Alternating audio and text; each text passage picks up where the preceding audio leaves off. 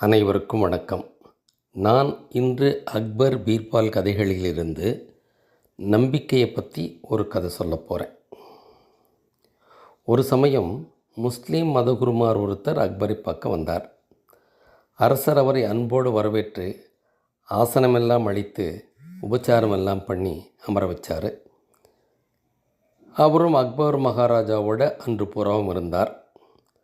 மதகுருமார் கிளம்புற நேரம் வந்தது. அவரும் கிளம்பினார். அக்பர் மகாராஜாவும் அவருக்கு நிறைய பொண்ணும் பொருளும் கொடுத்து வழி அனுப்பி வச்சார். அவர் போனதுக்கப்புறம் பக்கத்தில் இருந்த பீர்பாலை பார்த்து, பீர்பால், எங்கள் மதகுருமாரெல்லாம் மிகவும் சக்தி வாய்ந்தவங்க, அவங்கள கும்பிட்டாலே சகல சக்திகளும் மன நிம்மதியும் காரியத்தை உண்டாகும்னு சொன்னார். அதோட பீர்பால், உங்கள் மதத்துலேயும் இது போல் மதகுருமார் இருக்காங்களான்னு கேட்டார். உடனே பீர்பால் சொன்னார், இருக்காங்க அரசே, ஆனால் அவங்க மலை குகையிலையும் ஆசிரமங்கள்லேயும் இருக்காங்க, ரொம்ப வெளியில் வரமாட்டாங்கன்னாரு. அதோட அரசே, நாங்கள் எங்கள் காரியம் வெற்றி அடையணும்னா நாங்கள் நேராக கோயிலில் இருக்கிற கடவுள்கிட்ட போய் நம்பிக்கையோடு பிரார்த்தனை பண்ணுவோம். எங்கள் நம்பிக்கையின் பேரில் எங்கள் காரியம் வெற்றி அடையும். இடையில் யார் தெய்வம் எங்களுக்கு தேவைப்படாதுன்னு சொன்னார். கடவுள் மேலே இருக்கிற நம்பிக்கை தான் எங்களை காப்பாற்றும்னு சொன்னார். ஓஹோ, அப்படியா பீர்பால், நீங்கள் ஒன்று பண்ணுங்க, அந்த நம்பிக்கையோட பலன் எப்படி இருக்கும்னு எனக்கு நிரூபித்து காட்டுங்க. இப்போவே வேணாம் பீர்பால், உங்களுக்கு நேரம் கிடைக்கும்போது நிரூபித்து காட்டுங்க அப்படின்னு சொல்லிட்டார். பீர்பாலும் சரின்னு சொன்னார். சரியான நேரத்துக்காக காத்துக்கிட்டு இருந்தார். இது இப்படி இருக்க, ஒரு நாள் ராஜாவோட பாதுகைகள் காணாமல் போச்சு. எங்கே தேடியும் கிடைக்கல. சரி, வேறு என்ன பண்ணுறது, ராஜாவும் வேறு ஏதாவது ஒரு பாதுகையை போட்டுக்கலாம் அப்படின்னு முடிவு பண்ணிட்டார். கொஞ்ச நாள் கழிஞ்சிச்சு. ஒரு நாள் அக்பர் ராஜாவோட மந்திரி வந்து, ராஜாவே, நம் நாட்டில் ஒரு இடத்துல ஒரு மகான் சம்மதி இருக்கான். அந்த மகான் மிகவும் சக்தி பெற்றவரான். யார் எதை கேட்டாலும் அதை நிறைவேற்றி தர ஆற்றல் அந்த மகான் சமாதிக்கு இருக்கான். அதெல்லாம் மக்கள் எல்லாம் கூட்டம் கூட்டமாக வந்து வணங்கி அவரவர் காரியசித்தி வெற்றி அடைஞ்சிட்டு போகிறாங்கன்னு சொன்னார். அது சொல்லும்போது பீர்பாலும் பக்கத்தில் இருந்தார். இதை கேள்விப்பட்ட அக்பர் மகாராஜா, பீர்பால், ஏதோ ஒரு மகான் சமாதி இருக்கான், அதை வணங்கினா எல்லா காரியமும் வெற்றி அடைதான், நாமும் போய் பார்க்கலாம் வாங்கன்னு கூப்பிட்டாரு. பீர்பாலும் சரி அரசே, நாம் இப்போயே போகலாம் அப்படின்னு சொல்லிவிட்டு 2 பேரும் அந்த சமாதி இருந்த இடத்துக்கு போனாங்க. அங்கே ஒரே திருவிழா கோலம், ஜனங்க வர்றதும் போதுமா இருந்தாங்க. அதை பார்த்த அக்பருக்கு ஒரே சந்தோஷம். பாத்தியா பீர்பால், எங்கள் மத குருமார்களோட மகிமையை, அவங்க உயிரோடு இருந்தாலும் சரி இல்லைனாலும் சரி, அவங்களோட கீர்த்தி என்றைக்குமே மறையாதுன்னாரு. சரி சரி, நீயும் வர வணங்கிக்க, உனக்கு எல்லாம் நல்லது நடக்கும்னு சொன்னார்.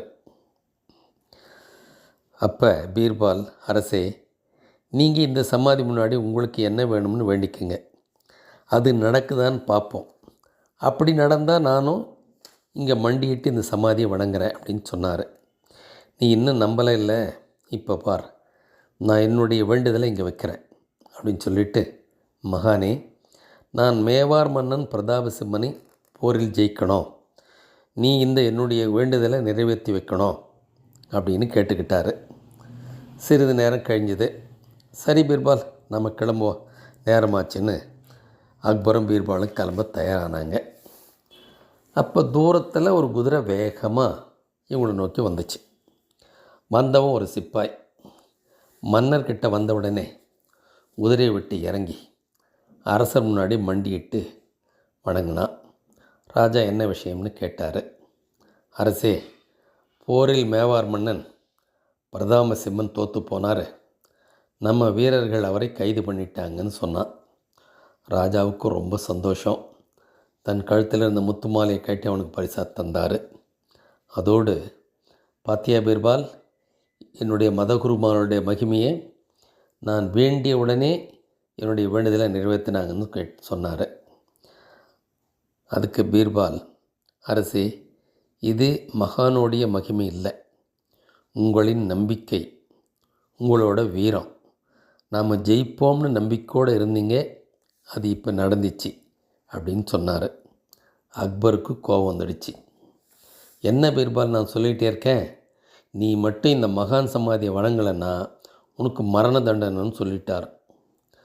அதனால் என்ன மகாராஜா, நானும் இந்த மகான்கிட்ட வேண்டிக்கிறேன், உங்கள் காரியம் வெற்றி அடைஞ்ச மாதிரி என்னுடைய காரியமும் வெற்றி அடையும்னு சொல்லி, மகானே, ராஜா எந்த காலத்திலும் என் மீது கோபம் கொள்ளக்கூடாது, நான் என்ன தவறு செய்தாலும் எனக்கு எந்த தண்டனையும் வழங்கக்கூடாது அப்படின்னு வேண்டிக்கிட்டார். நீங்கள் மாத்திரம் இதை நிறைவேற்றி தந்தீங்கன்னா இந்த சமாதியை இன்னும் அழகாக கட்டி வைக்கிறேன் அப்படின்னு சொன்னார். இதை பார்த்த ராஜா, இப்போவாவது உனக்கு புத்தி வந்ததே, உன்னுடைய வேண்டுதலை இந்த மகான் எப்படி நிறைவேற்றி வைக்க போகிறார் பாருன்னு சொல்லி சிரித்தார். உடனே பீர்பால் என்ன பண்ணார், சமாதி மேலே இருந்த பூக்களை எல்லாம் எடுக்க ஆரம்பித்தார். அரசருக்கு கோபம்னா கோபம். என்ன பீர்பால், என்ன பண்ணுறீங்க அப்படின்னு சத்தம் போட்டார். அதுக்கு பீர்பால், அரசே, இந்த மகான் மிகவும் மகிமை வாய்ந்தவர், என்னுடைய வேண்டுதலை நிறைவேற்றிடுவார் அப்படின்னு சொல்லிக்கிட்டே சமாதி இடிக்க ஆரம்பித்து எல்லாத்தையும் அப்புறப்படுத்தினார். அதோட அதை சமாதிக்குள்ளே இருந்து ஒரு பட்டு மூட்டை எடுத்து அரசர் முன்னாடி பிரித்தார். அதில் அரசருடைய காணாமல் போன பாதுகைகள் இருந்துச்சு. அக்பர் மகாராஜாவுக்கு ஒரே ஆச்சரியம். என்ன பீர்பால், என்னுடைய காணாமல் போன பாதுகைகள் தானே இது எப்படி இங்கே வந்ததுன்னு கேட்டார். அதோட இதைத்தானே இவ்வளோ நாள் நம்ம மக்கள் வணங்கி காரிய சித்தி படைஞ்சாங்க அப்படின்னு கேட்டார். ஆமாம் அரசே, இது தங்களுடைய பாதுகைகள் தான். நான் தான் எடுத்து வந்து இங்கு சமாதி அமைத்து வணங்கும்படி செய்தேன். அதோடு இது மகானுடைய சமாதி, இதை வணங்கினால் அனைத்து காரியங்களும் சித்தி பெறும் அப்படின்னு எல்லாருக்கும் சொல்ல சொன்னேன் அப்படின்னு சொன்னார். அதனால் மகாராஜா, நான் வணங்குகிற தெய்வமாகட்டும் அல்லது மத குருமார்களாகட்டும், இவர்களுடைய மகிமை எதுவுமே இல்லை மகாராஜா. நாம் நம்பிக்கையோடு எந்த காரியத்தை செய்தாலும் அந்த காரியம் வெற்றியடையும். அந்த நம்பிக்கையோடு தான் நாங்களும் எங்கள் கடவுளை கும்பிட்றோம்னு சொன்னார். அதோட மகாராஜா, ஒரு நாள் நீங்கள் என்னிடம் நம்பிக்கையோட பலனை நிரூபித்து காட்டுங்கன்னு கேட்டீங்க. அதான் அரசே இது. உங்கள் பாதுகைகளை வணங்கியவர்கள் எல்லாம் காரிய சித்தி அடைஞ்சாங்க.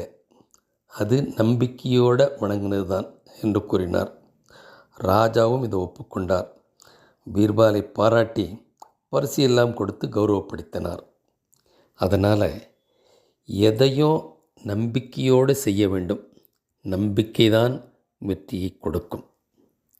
அந்த நம்பிக்கையோடு நான் என்னுடைய இந்த பயணத்தை தொடங்குகிறேன். மீண்டும் அடுத்த வாரம் சந்திப்போம். நன்றி, வணக்கம்.